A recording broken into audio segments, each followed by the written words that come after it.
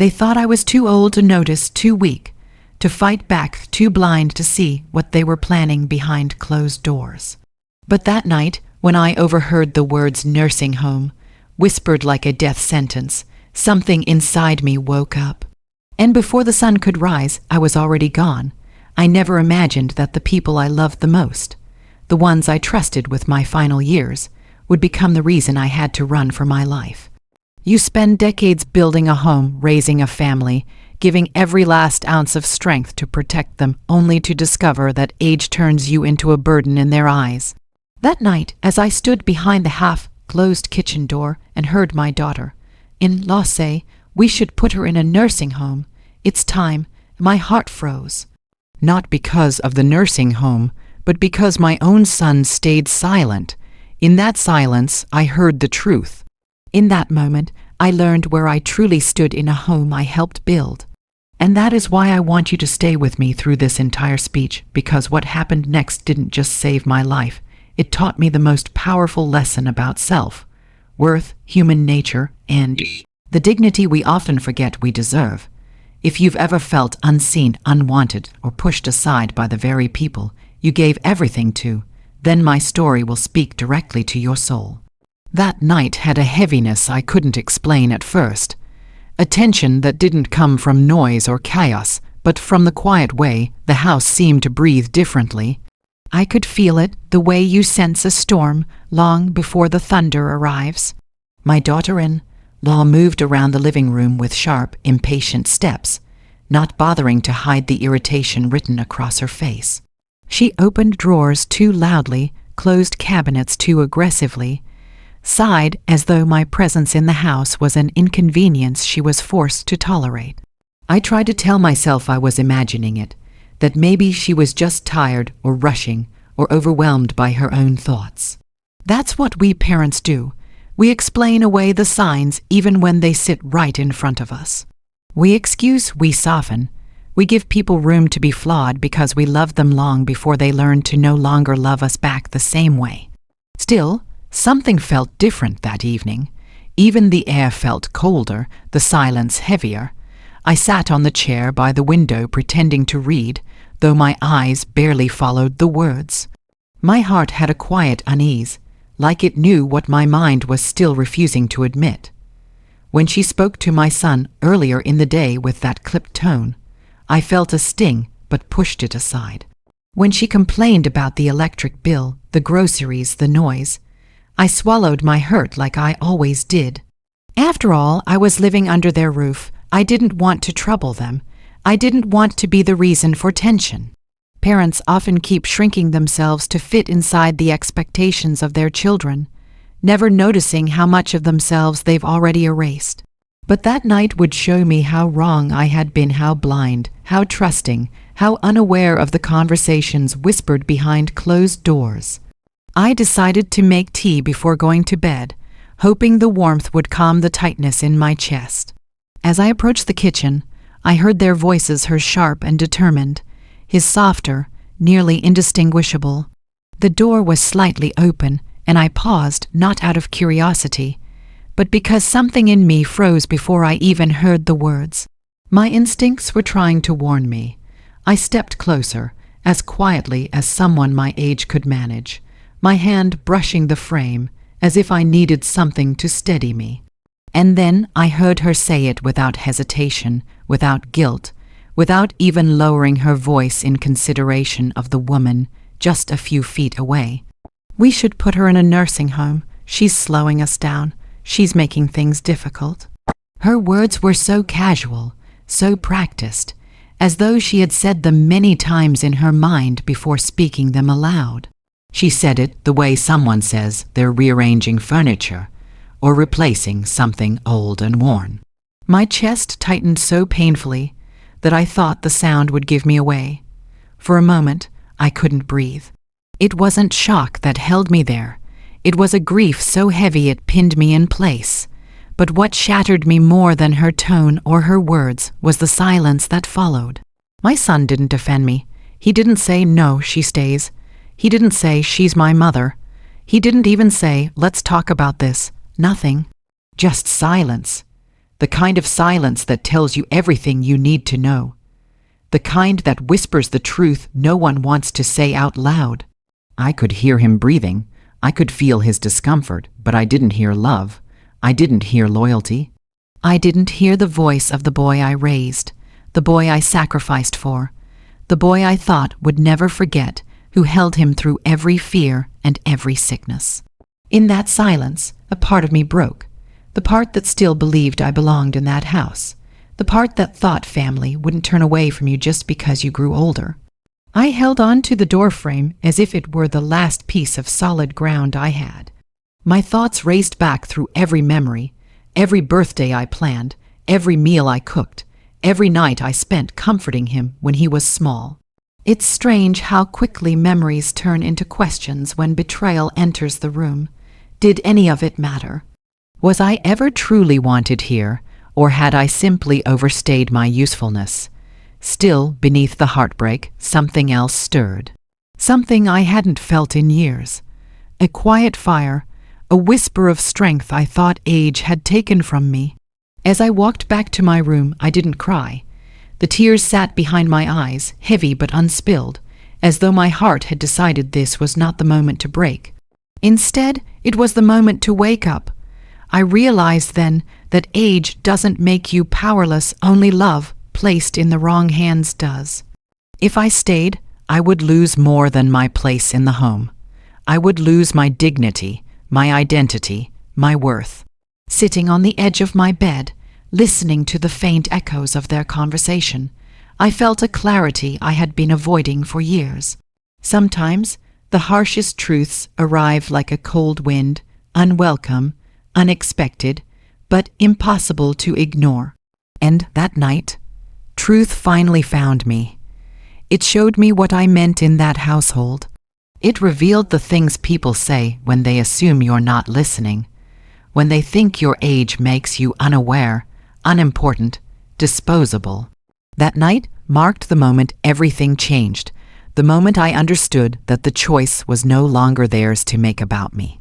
The moment I reclaimed a piece of myself I didn't even know I had lost. I walked back to my room with slow steps, feeling the weight of every word I had just heard pressing down on my spine. The hallway felt longer than usual, as if the house itself had stretched into something unfamiliar, something cold. I closed my door softly, not because I didn't want them to hear me, but because I didn't want the house to hear my heart breaking. I sat on my bed and tried to gather my thoughts, but they kept scattering like frightened birds. The room felt smaller than ever, as though the walls had moved closer, waiting for me to crumble. I stared at the familiar things around me, the framed photo of my son as a child, the quilt I had sewn with my own hands, the little lamp I kept on my nightstand, and for late night reading. Everything in that room held a story, a memory, a piece of my life, and yet none of it made me feel like I belonged there anymore. I felt a strange kind of numbness, not the kind that protects you, but the kind that comes after a wound too deep to fully process. I wanted to deny what I had heard, but the truth was too sharp. My daughter-in-law's voice kept replaying in my head like an echo that refused to fade. Her tone wasn't frustrated or overwhelmed. It was decisive, almost eager. She didn't see me as a human being. I had become an obstacle, a burden, a piece of furniture that took up too much space. And my son, the boy whose tiny hand once clung to mine as if I were his entire world, didn't say a word to defend me. His silence felt like a second betrayal. I tried to justify him at first. Maybe he was tired. Maybe he didn't want to argue. Maybe he planned to talk to me later. But deep down, I knew the truth. He wasn't silent because he was unaware. He was silent because he agreed. And that realization cut deeper than any words she could have spoken. I felt the sting of it in my chest, in the pit of my stomach, in every fragile corner of my heart. As I sat there, I realized that staying in that house meant accepting their decision, even if they hadn't said it to my face yet.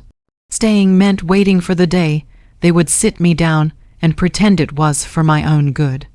Staying meant allowing them to decide how my life should end, how my days should unfold, how much freedom I was allowed to keep. It was a terrifying thought, being placed somewhere because it made their life easier, not because it was what I wanted or needed. I looked out the window, watching the moonlight fall across the yard. The world outside felt open, vast, full of unknowns, but still kinder than the walls around me. A quiet voice inside me whispered that I still had a choice, that I didn't have to wait to be pushed out, that I didn't have to accept being treated like a burden. I had lived too many years, survived too many hardships, given too much love to let my story end with someone else deciding my worth. My mind went back to moments I had tried to ignore, the subtle comments, the annoyed glances, the chores she quietly shifted onto me, the way she stopped calling me Mom, and began addressing me like a tenant instead of family. At the time, I brushed those things aside. I thought I was being oversensitive. I didn't want to cause trouble, but now, looking at everything all at once, the pattern became clear. I had been slowly pushed out of my own life. I stared at my hands, these hands that had cooked countless meals, held my son through fevers, stitched clothes, comforted neighbors, built a life one day at a time. These hands weren't useless. I wasn't useless. I wasn't helpless. I wasn't finished. I felt something stir inside me, a strength I hadn't felt in years. Not the loud kind, but the quiet determination that comes when you realize no one is coming to save you, so you must save yourself. I stood up and opened my closet, pulling out the bag I used for short trips. It felt strange, packing in silence, knowing that this wasn't a vacation, wasn't a visit, wasn't a planned departure. It was an escape not from danger, but from disrespect, from neglect, from emotional exile. I folded my clothes neatly, not because I was calm, but because it kept my hands from shaking. I gathered my medicine, my documents, a few sentimental items, and the old photograph of my son, hugging me on his first day of school. I hesitated before placing it in the bag, feeling a familiar ache in my chest. It reminded me of a time when love was simple, when loyalty didn't need to be questioned, when family meant something unbreakable. As I packed, I kept thinking about the difference between being old and being done. Age had made me slower, yes, but it had also made me wiser. It had taught me when to hold on and when to walk away. I knew that if I stayed, I would slowly fade into whatever role they carved out for me. But if I left, even if the world outside was uncertain, at least I would be in control of my own story. When I zipped the bag closed, I felt a strange calm settle over me. Not peace, not relief, but clarity, the kind that comes when you finally stop pretending everything is fine. The house around me was still, but I no longer felt connected to it. It wasn't my home anymore, not if I had to sacrifice my dignity to remain in it. I walked to the window again, feeling the night breeze against my face. And in that moment, I understood that sometimes leaving isn't an act of running away. It's an act of remembering who you still are underneath all the fear, disappointment, and age the world uses against you. I stepped out into the night with my bag slung over my shoulder, the door closing behind me without a sound. The air felt different, cooler, sharper, almost as if it were reminding me I was alive, that I could still feel something other than disappointment and betrayal. My legs were unsteady at first, not because of age, but because of the emotions crashing inside me. I didn't know exactly where I was going. I only knew I couldn't stay where I was no longer wanted. Sometimes the first step away from pain is taken blindly, guided only by the faintest flicker of self, worth trying to survive. I walked down the street slowly, each footstep echoing louder than it should in the quiet darkness. The houses around me slept peacefully, unaware of the storm unraveling inside me. My thoughts raced and tangled with each step I took. I thought about my past, about everything I had built with my own two hands, about every struggle I survived just to give my family a better future. And now here I was walking alone in the middle of the night, not because I had no home, but because the home I had was no longer mine in any true sense. As I walked, I kept asking myself how things had gotten to this point. When had I gone from being the pillar of the family to being treated like a burden? When had love become convenience, affection become obligation, and respect become silence? I tried to remember the last time my son had hugged me without being distracted, the last time my daughter-in-law spoke to me with warmth instead of resentment. These memories were harder to find than I expected. It was as though the affection had quietly drained away over the years, and I had been too busy forgiving, too busy justifying, too busy shrinking to notice the space I had lost. But now, under the open sky, everything became clearer. Sometimes the harshness of the world outside makes you see the truth of the world you're leaving behind. I realized that staying would have meant slowly disappearing, letting myself fade into the background until I became nothing more than a task they had to manage. I had spent my entire life fighting for my family, for my children, for their dreams. But I had never fought for myself. That night felt like the first time I had ever chosen me. The streetlights cast long shadows on the pavement, and with every step, I felt another layer of fear peeling away. I didn't know where I would sleep. I didn't know how far I would walk. But for the first time in years, I felt a faint sense of control returning to me. I wasn't being dragged anywhere. I wasn't being placed somewhere. I wasn't being told what to do. I was deciding for myself. And there is a unique kind of freedom in making even the smallest decision when life has made you feel powerless for so long. I walked past the park where I used to take my son when he was little. I slowed down as memories washed over me, the sound of his laughter, the way he used to run toward me with open arms, the way he trusted me with his whole heart. Those memories were bright, almost painful in their purity, and yet they made me smile even through the heaviness. They reminded me that I had loved deeply, and that I had been loved once too.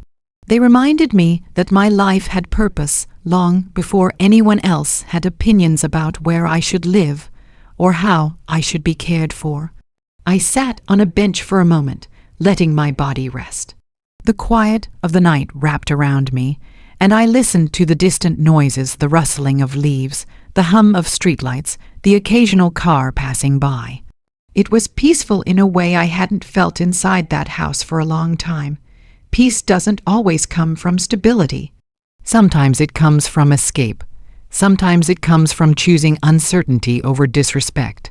I realized that the fear of the unknown was far less frightening than the certainty of being unwanted. As I stood up again and continued walking, I felt a strange sense of strength rising in me. I thought of all the years I had endured without complaint, all the sacrifices I had made quietly, believing that love would always circle back. But life doesn't always repay you the way you expect. Sometimes love comes back, and sometimes it doesn't. Sometimes your kindness is remembered, and sometimes it is taken for granted. But none of that erases the value of what you gave. I kept walking until my legs burned, but there was a fire inside me stronger than the exhaustion. A fire that came from knowing I was no longer waiting for anyone to decide my fate. I thought about the countless people in this world who feel trapped, who feel unwanted in their own families, who stay silent because they don't want to make things harder. I thought about how many of them never take the step I was taking right now, not because they are weak, but because they have forgotten they still have power. As I reached a quieter road, I realized something important. I wasn't running away. I was walking toward something. Toward dignity, toward self-respect, toward a future where my worth wasn't measured by my usefulness to others. I didn't know what tomorrow would look like, but tonight, for the first time in a long time, I felt alive in a way that no familiar wall or comfortable bed had made me feel. The night air filled my lungs, and I breathed in deeply. Every inhale felt like reclaiming a piece of myself. Every exhale felt like releasing years of silent pain. There was no audience to witness my strength, no one to applaud the courage it took to leave. But in that quiet, deserted street, I felt something I hadn't felt in years. My own presence, my own worth, my own unbroken spirit. By the time the first hints of dawn began to color the sky, I found myself near a small bus station bench. I didn't sit at first. I just stood there, watching the world slowly shift from darkness to light, as though the night itself was letting go of me. When I finally lowered myself onto the bench, my legs trembled with exhaustion, but my heart felt strangely steady. I had walked miles without truly knowing where I was headed, guided only by the instinct that staying where I was would have destroyed something in me. Now, as I watched the sunrise stretch across the horizon, I felt a quiet awakening unfolding inside me, something gentle and unfamiliar. Peace, not because everything was okay, but because I had finally chosen myself. The world looked different in the early morning light. People always talk about sunrise as a symbol of hope, but that morning, it felt like something deeper. It felt like the beginning of a life I didn't know I still had the right to claim. I wrapped my arms around myself, not out of fear or cold, but because for the first time in years, I felt like I was holding something precious. My own independence. It was fragile, new, trembling, but it was mine. As I watched the streets slowly come alive with passing cars and people beginning their routines, I thought about what I had walked away from. I thought about the kitchen conversation that had shattered my trust. The silence from the one person I believed would always protect me. The wounds were still fresh, the betrayal still sharp, but the more the sun rose, the less it felt like a defeat. In that moment, I realized that love does not justify losing yourself. Family does not justify disrespect. And age does not justify stripping someone of their voice. I took a deep breath, feeling the cool morning air fill my lungs. It grounded me in a way that the walls of the house never had. For years, I had tried to make myself smaller, quieter, easier to live with. I had tiptoed around discomforts, swallowed my disappointments, and pretended not to notice the coldness that had slowly grown between the members of the household. But now, outside in the open air, I understood just how heavy those years of silence had been. The burden I carried was invisible, but its weight had been crushing me slowly. Now, without that weight, I felt lighter, not physically, but emotionally, spiritually, mentally. There was no more guessing, no more doubting my worth based on the moods or convenience of others. There was no one to diminish me, no one to sigh impatiently at my presence, no one to speak about my future as though I had no right to it. Sitting there on that bus station bench, I realized that I had escaped not just a home, but a prison built from unspoken resentment. People think that older age equals greater dependence, but that morning, I felt more capable than I had in years. Not because I suddenly became strong or young again, but because I remembered something important: self-respect doesn't fade with age unless you allow other people to take it from you. My body may have grown slower, but my spirit had not aged at all. It had simply been buried under years of trying to keep peace in a home that no longer felt like mine. As the sun climbed higher, I watched people walk past, some in a hurry, some still sleepy, some smiling at their phones, some completely lost in their own worlds. In that moment, I realized how small my escape must look from the outside. To them, I was just another elderly woman sitting alone with a bag beside her.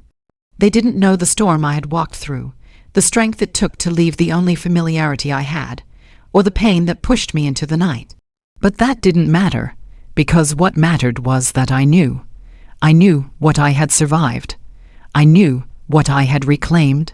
And I knew that the journey ahead, no matter how uncertain, belonged to me alone. My mind wandered back through the years, to memories that felt like warm sunlight on my heart. The laughter of my children when they were young, the birthday cakes I baked, the stories I told, the sacrifices I made quietly because that's what love looked like to me. Those memories didn't lose their value just because someone else failed to honor them. They were still mine, untouched, unbroken. And they reminded me that I had lived a life filled with meaning, even if others had forgotten it. I reached into my bag and pulled out a small photo, the one of my son hugging me tightly on his first day of school. That moment was filled with pure love, the kind that didn't question or calculate.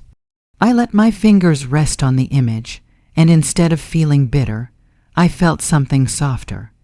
A reminder that people change, that relationships shift, that sometimes the people we love grow into versions of themselves we no longer recognize, and that realization hurt, but it also freed me.